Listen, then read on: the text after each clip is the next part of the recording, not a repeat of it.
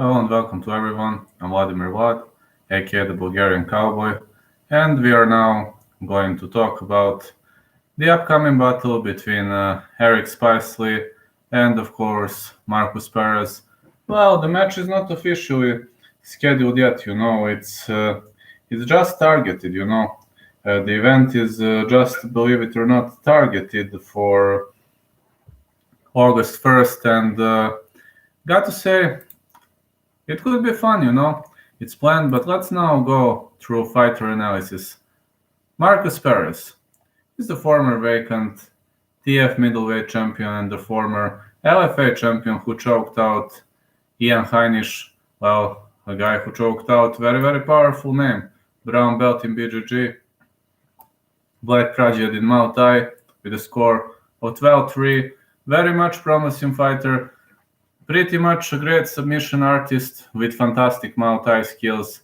He turned the lights out on Fabricio Almeida Goncalves via that spinning back elbow. And you don't want to end up on the ground with him. Believe me, you don't want to that. You definitely don't want to that because Markus Perez, despite his a BJJ, despite his a BJJ brown belt, he is an emperor on the ground. He knows Anaconda, he knows rear naked choke, and he knows arm triangles, knee bars. He's just a tough opponent. His weak side is cardio, because he was outworked by Eric Anders, Andrew Sanchez, and Wellington Turman. So if the fight goes to the later rounds, this might be a big problem. When it comes to Eric Spicely, black belt in BJJ with a score of 12-5. And interestingly, all right, he is good on the ground, absolutely good. And he has great submission skills, especially guillotines, heel hooks, arm bars. That's awesome. But when it comes to Eric Spicely, I need to say that he mostly finishes his opponents lately via stoppage. When he fought at CS 54 and 55, he finished Leo Pia and Kai Magalhaes.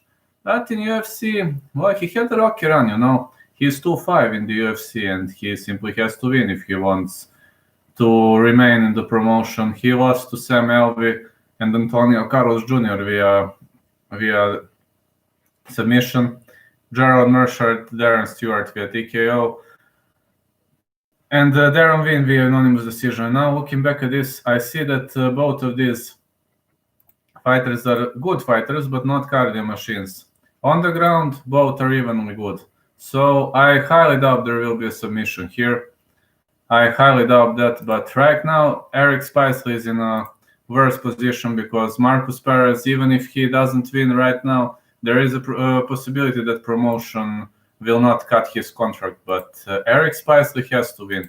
Eric Spicely has slightly better punches, but Markus Perez is better with kicks, with spinning back elbows or so.